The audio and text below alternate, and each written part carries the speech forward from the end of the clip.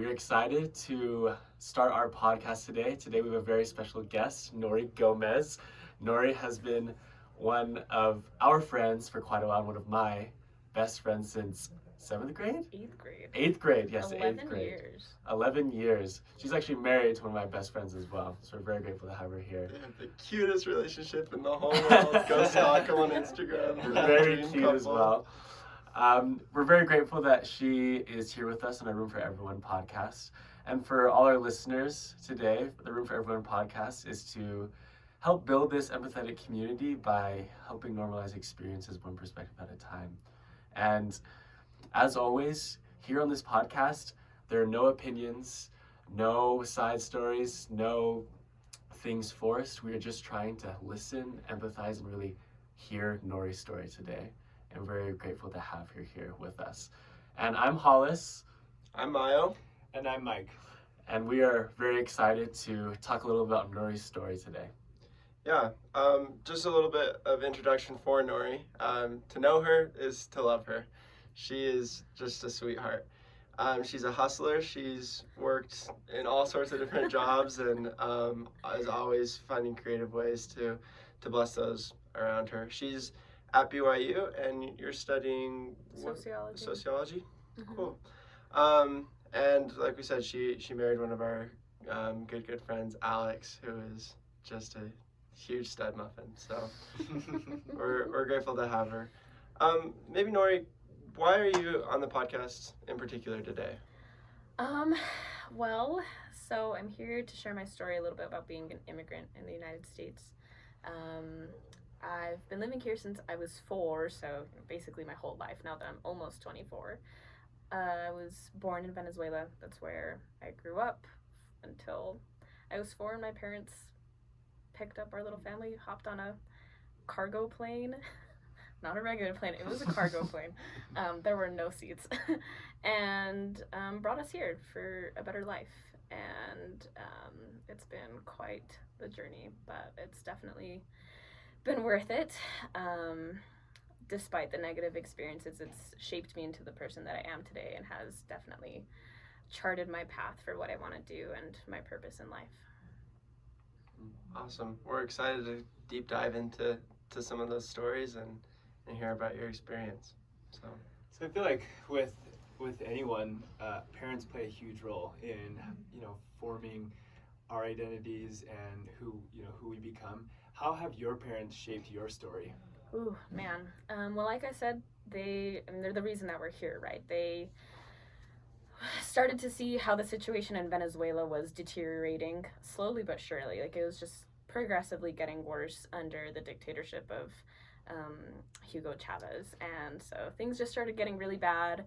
My mom lost her job, and they just started getting an inkling that they needed to come here. So my parents' faith has shaped me a lot in picking up everything that they had, which was really their family because they left all their personal belongings behind, and coming to a new country with nothing and virtually no one, just hoping that they would find more. And their sacrifices have shaped me in ways probably I don't even recognize. But that's always been the thing, has been working hard to give everything back to their children. And although that has caused them to sacrifice so much, so many personal things, so many, experiences that they never had, or even things that we weren't able to have because they knew that bringing us to the United States was ultimately better for all of us. And my mom missed the death of both of her parents because we were here and couldn't go back. My parents never been able to have really good jobs because of being here as immigrants, undocumented immigrants. And so they've sacrificed so much just so that they could lay a solid foundation for us. And that, I don't think it's something I can ever pay them back for. I love that way you talk about your parents. I can just tell how much you love them as well. Even knowing you two, you talk about your parents, especially your mom and dad, in such a high manner. And I love that. And growing up must have been an interesting experience as well. I'm sure for your parents to have that sacrifice and come over here to America. How was growing up in your home? How was growing up with your parents? Kind of, do you remember any experiences or kind of what the environment was like maybe when you were young? Yeah. I mean, although they knew that we were here in the US and we needed to be here and we needed to, you know, move forward and live the American dream and be able to do everything to take advantage of the opportunities that were here, they were so strict with us because of that. But especially, they still wanted us to cherish our culture. So when I started getting older and I started learning English and wanting to talk English more, because all my friends at school talked English, coming home was like a slap in the face sometimes, because it was just like, no, immediately you need to talk Spanish. And that was good. They needed to whip us into shape with that though, because otherwise we would have forgotten it.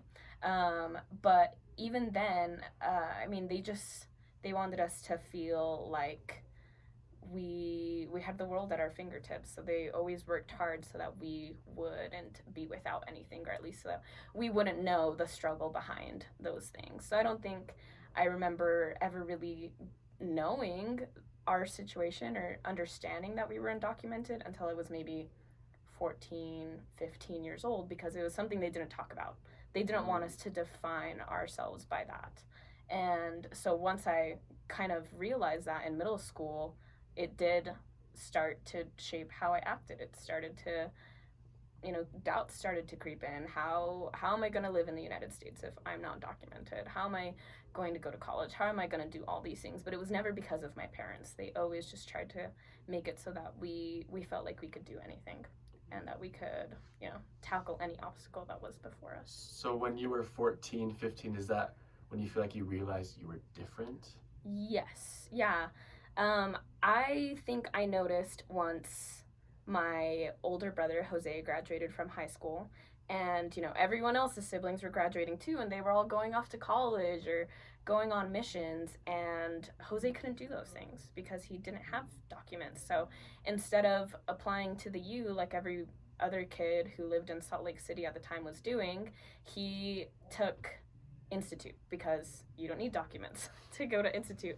And so he completed a 4-year Institute degree in like 2 semesters, because he was taking a full class load, and it's like, yeah, I can't take 15 credits of, generals, but I can take 15 credits of Institute classes. And so that's what he did. And I think that's when I started to realize, like, oh, there are things that I can't do because of my status.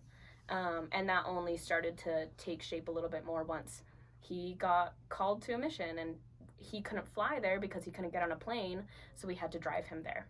And it just, little things started coming up where I started realizing the limitations that we had, that although my parents had told us that we could do anything and everything, that wasn't the reality. And it wasn't because that's not what they wanted for us, but because our situation in the United States automatically built up some obstacles that were a little harder to get around.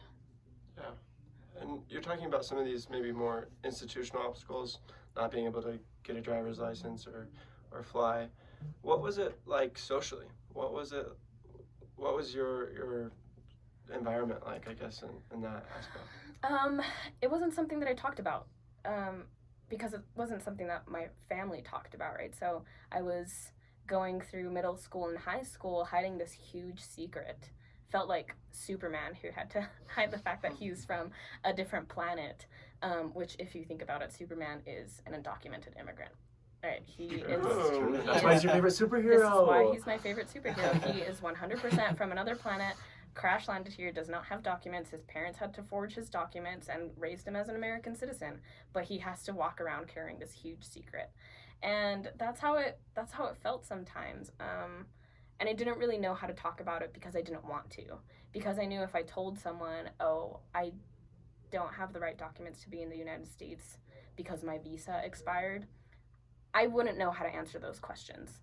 And so that started to wear on me a little bit more the more I realized the obstacles that were coming. So I remember one particular instance where it was my very first date. It was prom, sophomore year. And my date's dad was driving us somewhere in Hollis. I don't know if you were there.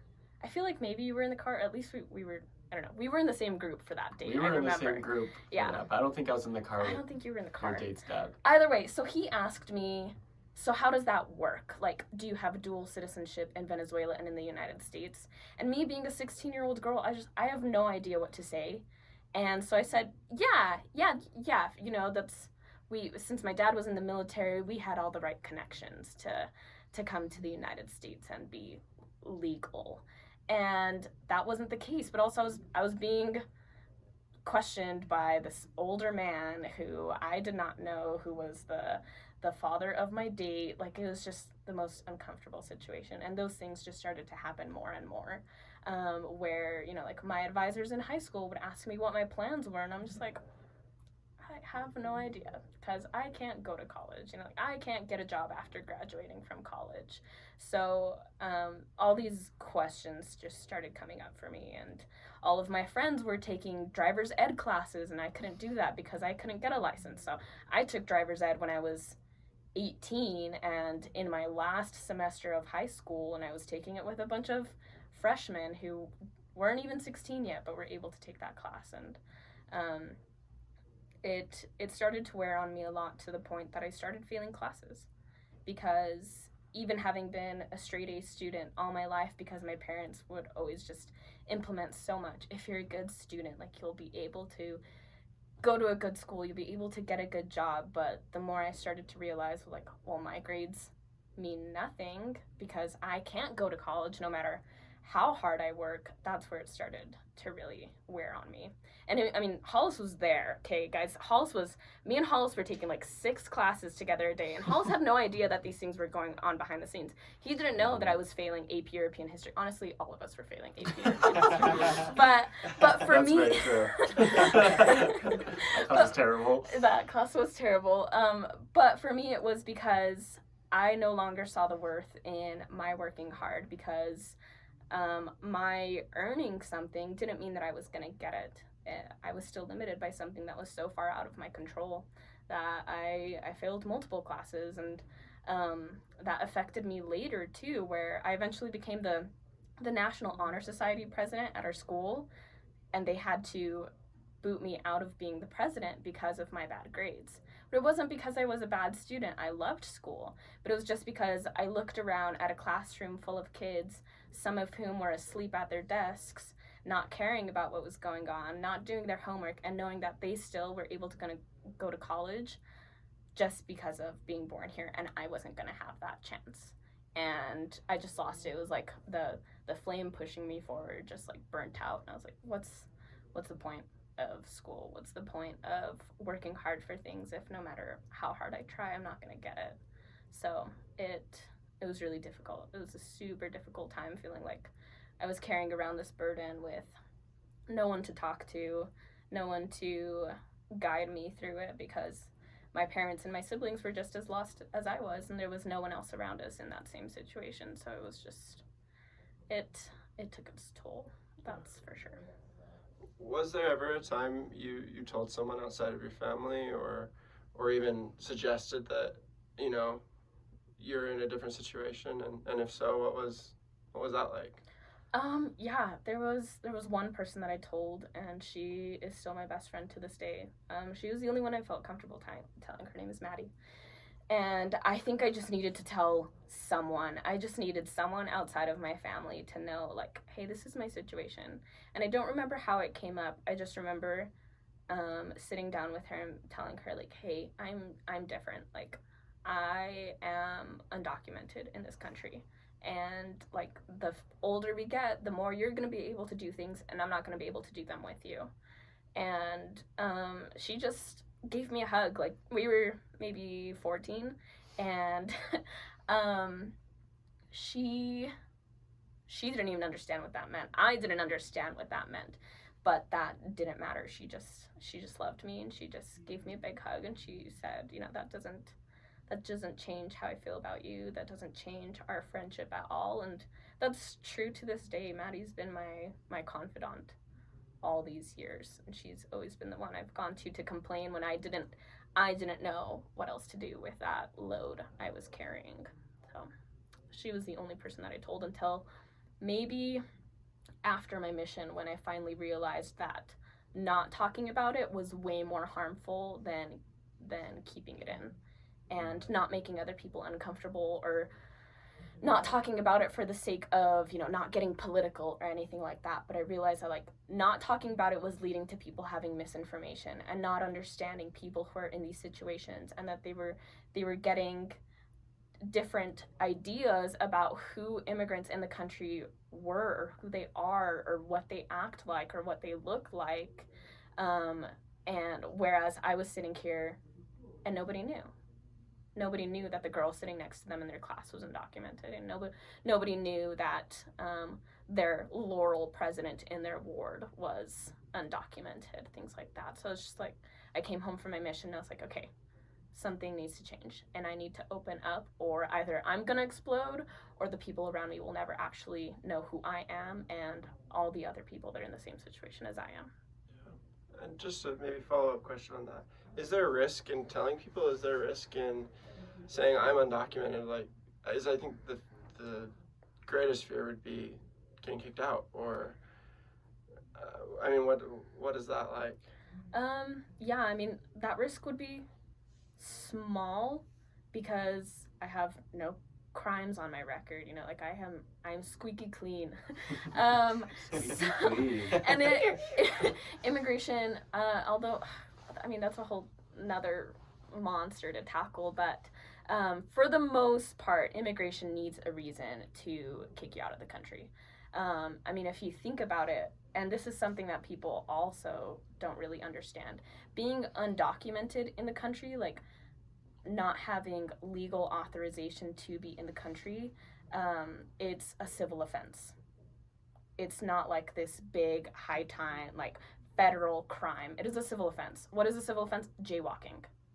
Like, that is the equivalent to me overstaying my visa. And even like someone crossing the border without documents, that also, it's a misdemeanor. Like, it's not these big time things that people like brandish as deviance or as illegal or as like this big time crime. They're super low down on the scale of crimes. So even if I were to tell someone, or like now that I'm super open about it, they can't just call ICE and be like, hey, there's this girl that I know here whose presence is unlawful in the country. Get her out of here. I think the biggest risk is rejection.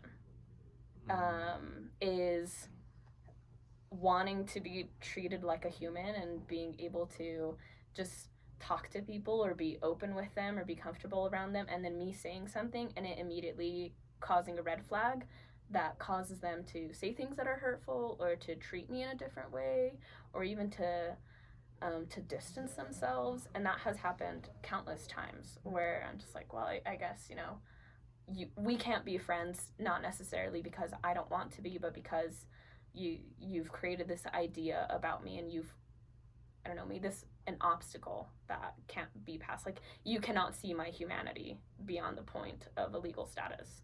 And that's where it gets really painful, because that happens with people in my classes who will say things and I'm like, oh, I immediately can't ever talk to that person about immigration because they've already told me how they feel about it, and that scares me.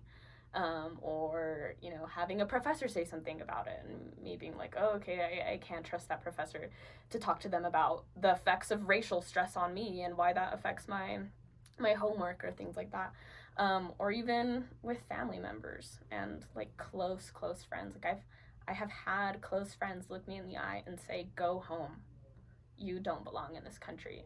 And that causes scars, it causes deep wounds.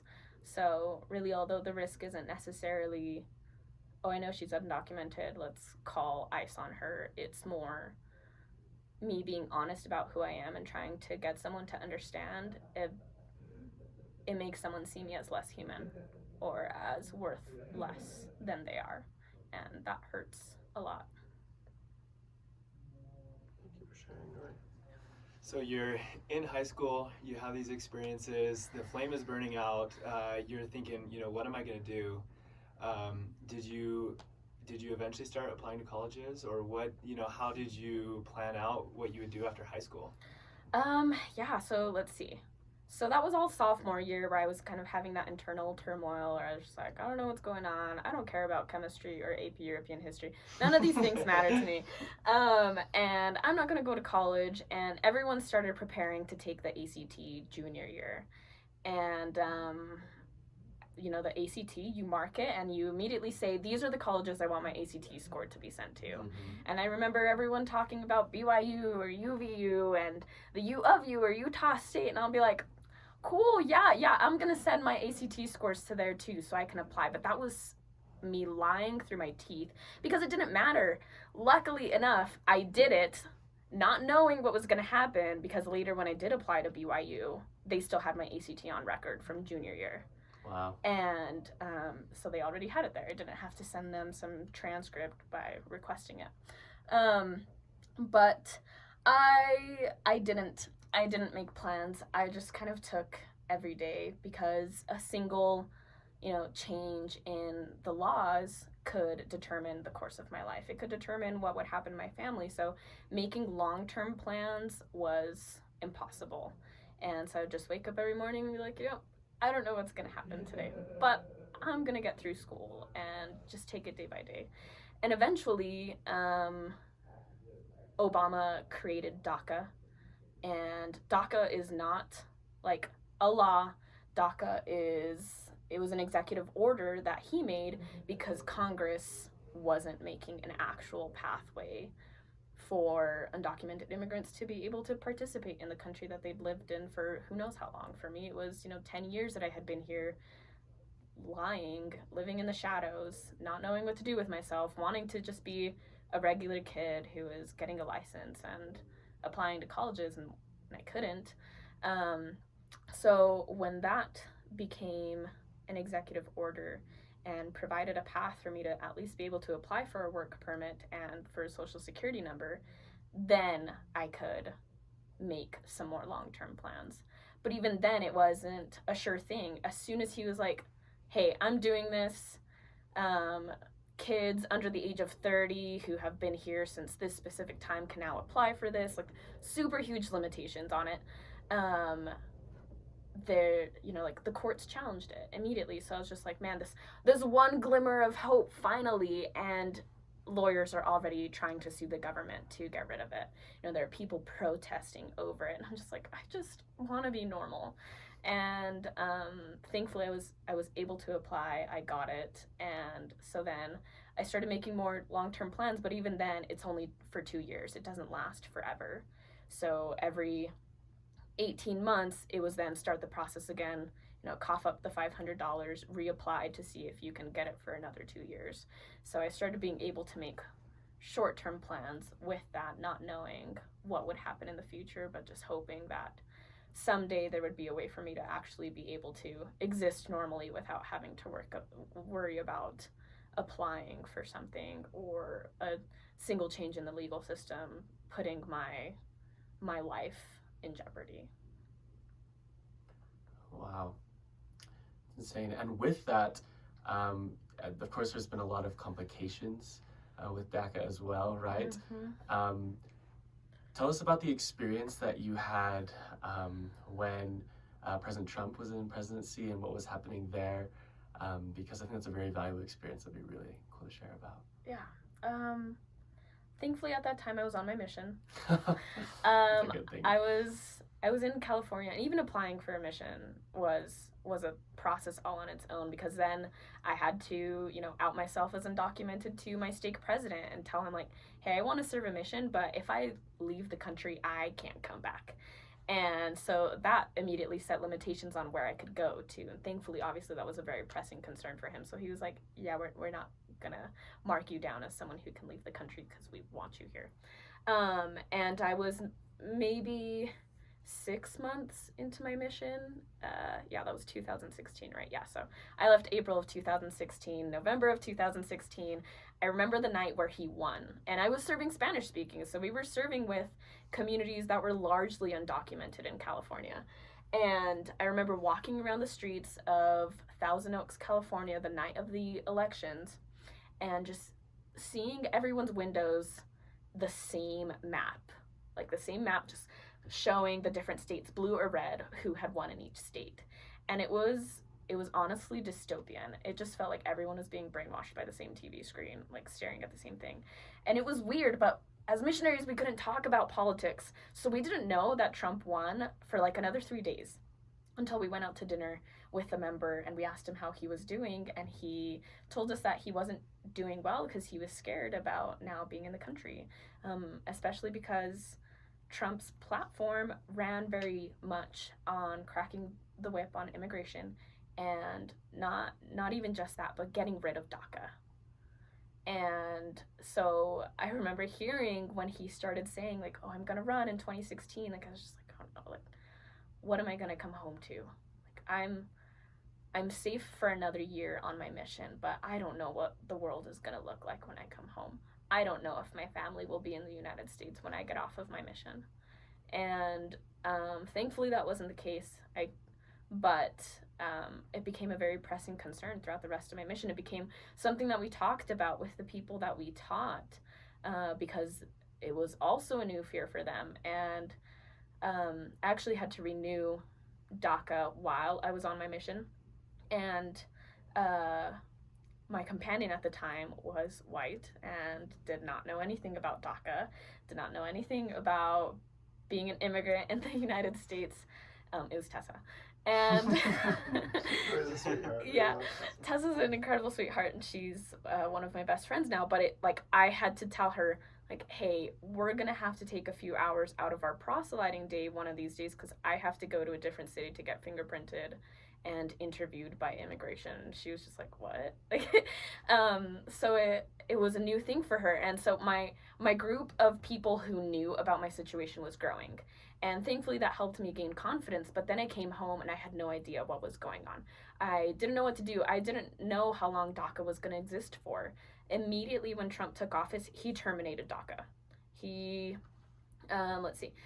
was inaugurated right in January of 2017. By September of 2017, DACA was dead. He had issued an executive order that killed DACA. And because DACA helps 700,000 people in the United States be able to actually contribute legally to their communities, that was challenged in the courts too, thankfully, like a litigation that I can get behind. But so they were able to push the courts enough to open it so that people who already had DACA could continue to renew it until they decided what to do with it. But that was in 2017, and a final decision on DACA didn't come to pass until last November. No, sorry, it was like last June, I think, in 2020. So it was almost 3 years of DACA being in absolute limbo, no one who had it knowing what was going to happen. It got to a point where they even they cut back on DACA because it's a 2-year permit to be able to work and exist semi-normally. And they cut it back, so it was only 1 year, but the price was still the same, so we were still coughing up $500 for only a year of comfort. And it was really hard because it started to create conversations that people were having that immediately made me feel scared. I wasn't comfortable talking to people about it because I didn't know what they were going to say. I didn't know if they were going to be one of the people that would say, yeah, DACA needs to go away, and me to have to, like recluse back into myself and be like, oh, well, I guess I can't say anything here, because it was terrifying to be around people who supported the same ideas that he was announcing to the world. That immediately made me feel like an outsider. And that just persisted all the time throughout his presidency. Is just constant chaos and fear, not knowing who I could trust, not knowing who was going to treat me as a human being, or who was going to treat me differently because of something that I can't control. And so it was a breath of fresh air when the Supreme Court said, like, DACA is going to stay, and if you're going to cancel it, you need to cancel it in a more humane way, because essentially just terminating it was leaving 700,000 people in limbo, 700,000 people who are business owners, who are, frontline workers, who are parents, who have children, who are United States citizens, who have spouses who are United States citizens like me. Like Alex is a citizen, and so if I were to get deported because my DACA gets terminated and I'm immediately subject to deportation, that not only tears me apart from my family that's here in the U.S., but it would tear him apart from his family too, because he's not gonna let me go back to war-torn Venezuela by myself. And so yeah, it was 3 years of racial stress that was off the charts. It was like every day a weight it was unbearable. It wasn't fun ever to wake up and not know what was going to be said in the news or what was going to change that would ruin all the progress that I had made the past few years to try and feel normal and to try and make a life for myself in a country that continued to try and get rid of me. What's crazy to me is that you would wake up every day and sometimes not feel safe. And I feel like safety is one of these things that all of us, is one of those things we don't even think about. Wake up every day is like, wow, I can go and do these day-to-day things and do them because I can. Yeah. But you've had this fear and do have this fear that I can be unsafe or I am unsafe. Like, can you describe that feeling? I can think of a time where I was on a trip for work. We were in California. Yeah, we were in California for a work conference, and we were there all weekend. And gosh, even just thinking about it makes me so sad. I had to go back to my hotel room for something in between the sessions, and so I got on like one of the spin scooters and was zipping back to the hotel. And I was right next to the hotel when I noticed that there was an ICE van parked in front of it, and I just kept going. I didn't stop. I didn't try to go into the hotel to go back to my room to get whatever I needed to get. I just kept going. So it's just like, I can't do this. I can't go back. I don't know what's happening. Like, it's more likely than not, obviously, that they're not here for me. I mean, I don't live in this state. There's no reason for them to be, but I don't want them to look at me and think of anything. And that's that I'm light-skinned, like there's a lot of people that wouldn't even pin me as someone who's not American because I don't know, I fit in because my skin is light. I don't have features that oust me as an immigrant, I guess. But I immediately was just like, I just felt so scared that if I stopped, I would be asked questions that I could not answer and be asked for documents that I could not give, and that I wouldn't be able to get on a flight home back to my family. And it was terrifying to feel not only that for myself, but for my family, because although I have DACA and that helps me be able to maneuver normally, my both immediate and extended family is it just consists of people with so many different immigration statuses. I have family that are still completely undocumented, just trying to get by. I have family who are naturalized citizens. I have family who are legal residents. I have family who are here on political asylum. Like, it's so overarching that, like, the fear is never just for me. Although even that enough is suffocating at times. But it is waking up and being scared that knock on the door at my parents' house is an immigration officer. And that person that my parents are talking to or getting pulled over for even just a traffic stop is someone who's gonna oust a member of my family. And it causes immediate discomfort because you can never just think about yourself. Just the pain and the sorrow and the fear is for every individual that's in that situation, especially the ones that you know and love personally. On this question of safety, there's a story you shared with us about a class and a professor that was particularly hard. Maybe would you mind sharing that story? Yeah.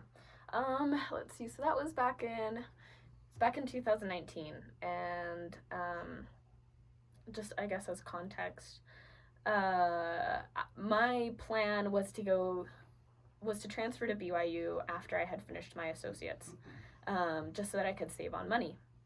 And so it was my long-term plan, but it was in no way, like, at that point in my life, something that I needed to do right then or that I felt the need to do. And I was in an American government class, and we were learning about some principles of economics. And the teacher was talking about specifically the concept of free riders. And so, in a way, you know, we are all free riders on something, right? So, like, even being in this recording room, like, free, you know, we are enjoying the light, like the electricity that someone else is paying for, because those aren't our bills, right? Or even when we get on Front Runner, we are enjoying that as, you know, well, I guess we pay tuition, so really it's a high price to pay to be able to ride the Front Runner for free. But in a way, you know, like, we all benefit from someone else paying for something without us necessarily having to do anything. Even just, you know, sharing your Netflix login with someone else. They're coasting on your Netflix payments because you're a good friend, right? And you're paying the $13 a month, but they get to watch a show without it being their burden. And so he was talking about that, and he, you know, it was interesting. And I was like, cool, economics. I've never taken an economics class, so it was all new stuff to me. And then he ended his argument by saying, like, all of the immigrants that come to this country, they are free riders, wanting to come and take advantage of federal benefits. And I was just sitting there, and I had no idea what to do or what to say. I was immediately thrown off. I was immediately uncomfortable that a professor in front of a classroom of impressionable young minds would say something like that and teach everyone in that room that all immigrants are free riders, when there are honestly a lot of students in there who are going to hear that and be like, yeah, they are. When I'm sitting there, and also the student body at this school is like, almost half of their student body is international students. So I knew that, like, I felt uncomfortable, but I also looked around at everyone else, and I was like, which other students are in here that are immediately on edge because of something a professor said? And me being me, I couldn't stay quiet. So I raised my hand, and I told him that was a fallacy, and that he was making a generalization on all immigrants when that was far from the truth. And also, he was talking about something that isn't possible. Immigrants can't qualify for federal benefits because they don't have social security numbers. They literally cannot even ask for them. And so I'm just like, you're teaching your students lies. And he, you know, like, me saying, like, I don't think that's necessarily true, and I think you're painting immigrants as the enemy who are coming here and wanting to ask for benefits that they can't even legally receive, when really they're just coming here seeking for a better life. And he immediately got mad at me, and he said, well, you know, like, how do you know? Like, where are your stats? Where are your studies to prove that? And I was just like, what? Like, do I have to come out as an undocumented immigrant to him? And it got to that point where I did, where he just kept saying, just like, you know, he kept asking, who are you to say that that's not the truth? And me having to say, me. I'm the one to say it, because I am that statistic. I am that proof. I have never once, my family has never once asked for those things, because we can't. We have made it by with nothing because that's what we had to do. We didn't have the option of applying for some benefit, and we came here to pursue a better life and to contribute to a community. You know, it's like, in no way was the plan ever to take anything that we didn't earn. And he shot me down, and then it wasn't just him, but other students came to his rescue. So all of a sudden I was in a classroom, and I felt like, you know, public enemy number one. Like, there's just like this brand on my head that said illegal and said criminal, and I left the class in tears, because I was just like, I can't believe that I'm going through this right now in a classroom with a professor, with other students ganging up on me on this, and me having to say something that is so personal to me, and to still be torn down about it. And it was so hard, to the point where I transferred schools. After that, I was just like, I'm out. I don't want to be here anymore. I don't even want to be in this building. And I left, and I immediately filed to transfer to BYU, because I was just like, you know what, that's the next step in my plan. Maybe it was a year or a year and a half away, but I need to get out of here, because I was so scared to see that professor in the hallways again, or to see any of those students, and to immediately feel unsafe. And so I did. I transferred to BYU, and I never looked back, because I never wanted to have to go through that again. And thankfully at BYU, nothing like that has happened. So I'm very grateful for that. But I mean, I guess even that experience charted my path in a way, because it was terrifying to the point where I changed my major. You know, like at that point, I wanted to go to law school, so it didn't really matter what major I was pursuing. I just needed to get good grades, so I was just gonna do Near Eastern Studies and kind of coast through college and enjoy it. But after that, like it just shook me so much that I changed my major to sociology, because I felt the need to myself better understand how these things shape our society and shape the way that people think and perceive the world around them, so that someone is willing enough to say something like that in front of a classroom full of kids.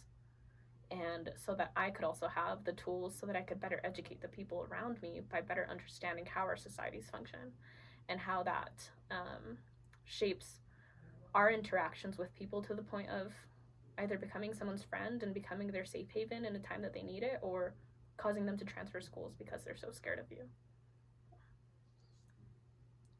I think that lends itself to maybe a question I have, and maybe a lot of our listeners have. How can people who don't share your same circumstance approach it empathetically and in a way that makes you feel safe and loved and heard? I think getting rid of any preconceived notions is a really important step. And the way that we see the world, the way that we see people is shaped largely by the things that we read, the things that we see in the media and in the news. And so tossing out any of those things before even trying to attempt that conversation causes a safe place, not only for the person who's exposing themselves to something that's really personal and scary to talk about, but also it opens up the opportunity for you to be able to learn something new by getting rid of all that trash. And I think that helps so much, because then we are able to see the humanity that someone has beyond the, any notions that we had before then. It helps us to be able to try and love someone and, like, with a clean slate, get to know them as a person and get to know their experiences so that we can then make those decisions. And I think it happened once, actually. It was probably, I don't know, it was probably at the beginning of me starting to open up that comfort zone where I was just like, I need to talk to people about this. I need to be more open about this, even if it makes me scared or if it makes me uncomfortable, because people need to learn.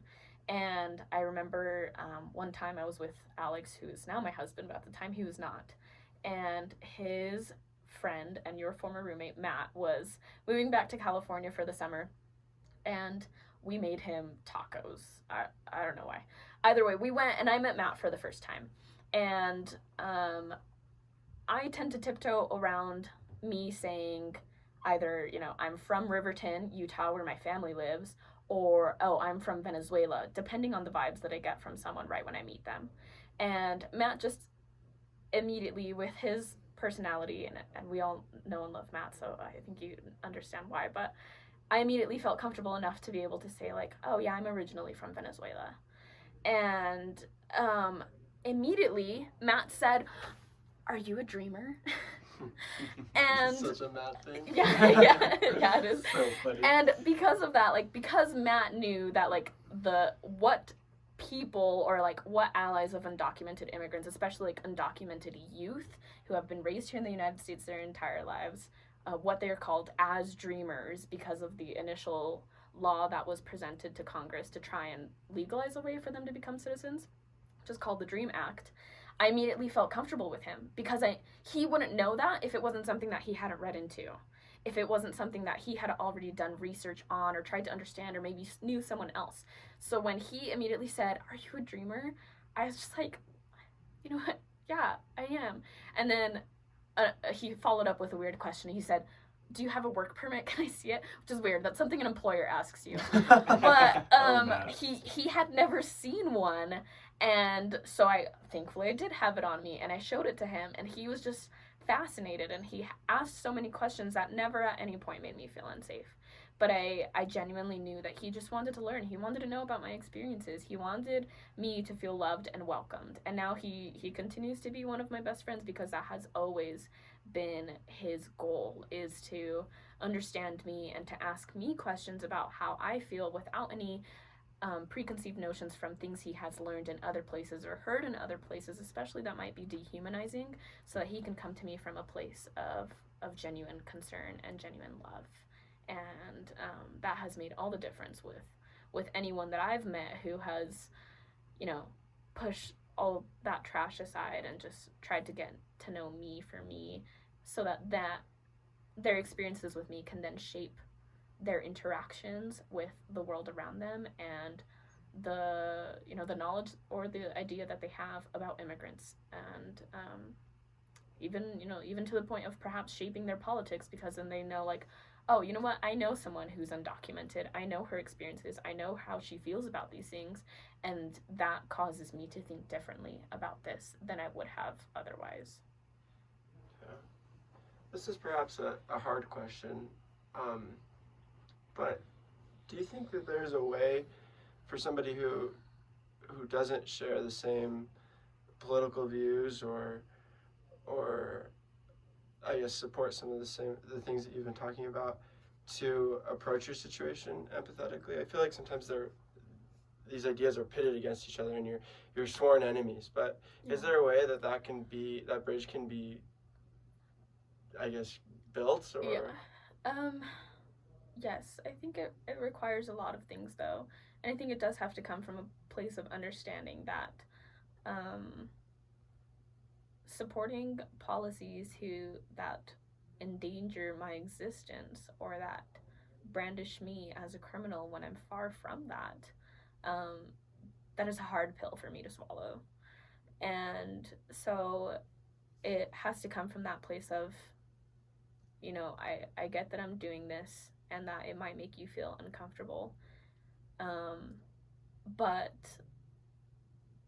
I think mostly it requires being able to see someone else as a human worthy of love, as a human worthy of safety, as a human worthy of all the rights and freedoms and liberties that someone else would have, and that simply they don't, because they weren't lucky enough to be born in a country and have those things given to them automatically.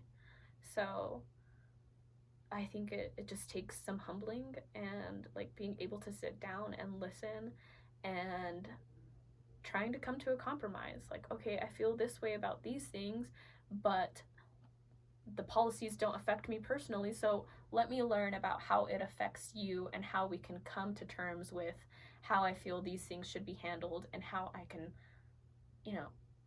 treat you with the human dignity that you deserve simply because you exist. And I think a lot of people don't do that. A lot of times it's just, well, I feel this, this, and this, but they don't ever think about how those things that they feel, or those ways that they think should be taken in legal systems or in politics, they don't necessarily think about how it affects the people that are at the root of the social problem. And there's a quote by Bryan Stevenson, I don't remember it exactly, but he says that, like, the key to solving social problems is by becoming proximate to the people that are affected by them. We have to get close to the individuals. We have to get to understand their story, and we have to be open to learning something that might make us uncomfortable, so that we can do something about it, so that we can love them, so that we can help them, especially if they don't feel that they have the right tools to change these things for themselves. Like, let's link arms, let me get close to you, let me know you, so that we can make a change together.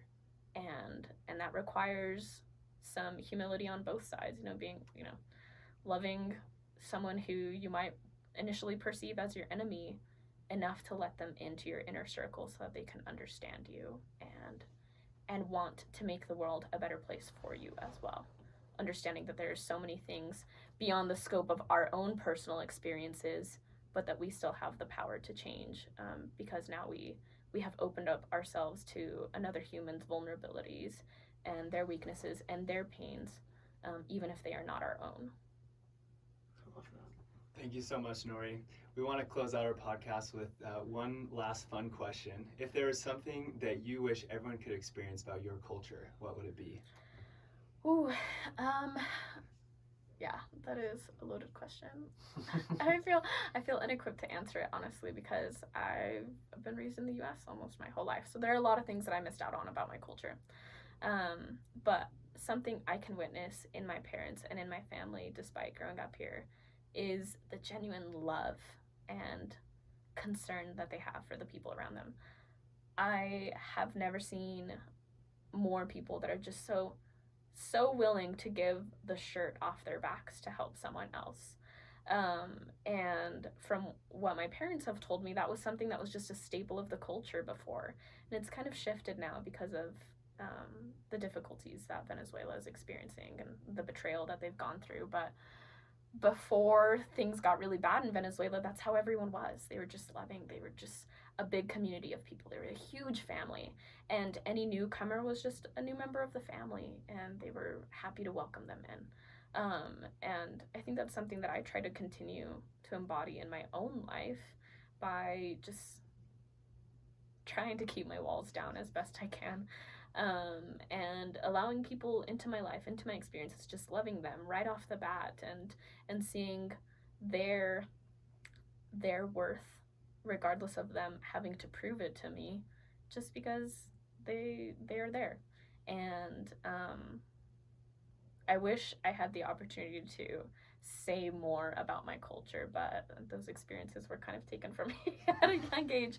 But yeah, if there's anything that my parents has taught me, is that it's just love your brother, treat everyone and anyone as that. Be willing to give of everything that you can to help someone else out. And I continue to see that with my family as like my parents are in a difficult situation in being undocumented, but that doesn't stop them from hoarding things, honestly, like hoarding furniture in their garage, because they know that there's going to be a family who's going to arrive fresh out of a detention center because they're asking for political asylum, or fresh off the plane, and they're going to need something. And so my parents and my family were just so blessed to be the recipients of so much love and so much compassion when we arrived here, that they've now made sure to take that position in their own lives to give and to provide for the people who are now in the same shoes that they were 20 years ago,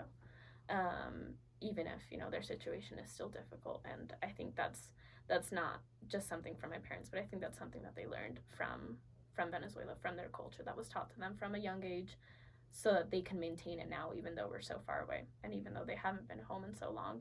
It's become a part of who they are and what they've taught me. And I hope it's something that we can all better embody in our own lives with our interactions with people. Yeah. Thank you, Nori. It's a huge blessing and honor to hear your story, and you're incredibly brave to share these experiences with us, so thank you. And for everyone listening, what Nori just showed us or told us as advice, and just one thing she loved about her parents, of just being so loving and genuine, Nori is the number one example of that. For everyone listening, when Nori was experiencing those things in high school, and I, being 15, 16, had no idea that she was facing those things, she listened to me all the time. She loved me, and she was there for me for all of my problems, despite everything happening in her life. She is the ultimate example of unconditional and genuine love. And just like Miles at the beginning, to know Nori is to love Nori, because she is absolutely wonderful. And it takes an incredible amount of bravery to share and be vulnerable like that. And I'm so grateful, and we are so grateful that you came on here and told us those things, because we know these things are going to benefit so many people. And they don't necessarily have to share the experiences you had, but what you shared today is going to help them be brave. It's going to help them know that they can do those hard things, because you have been, and currently are doing now. So we just wanted to thank you for that. Nori, you're the goat. We love you. Thanks for letting us in part walking in your shoes. And I feel like I've known you for a while, but learned a lot that I had never heard, and all the love in the world. Thanks for having me. been a blast. Any closing things you'd say, or? I don't think so. I mean, we have to do better. We have to be better at loving each other. We have to be better at seeing and treating everyone as a worthy human being of love and compassion. I think the world and politics and just the current environment that we live in encourages people to pit each other against each other and to make someone else their enemy. And that is not the case. We are all on the same side. We are all parts of the same team, and we have different experiences, but that doesn't mean that we can't come together to create safe places for everyone in a world where everyone is comfortable and where everyone has access to being happy and to being safe. And the first step is just listening to someone, just being able to get uncomfortable a little bit, so that we can then expand our world and the way that we see things. And that has helped me a lot. Although my experiences have been very difficult and painful at times, it has helped me to see that there's someone else out there that is feeling the same pain or hurt or fear, maybe for different reasons, but that doesn't make them any different, and they deserve all the love that I am asking for. And I can be the first step in changing that and being that person for someone else.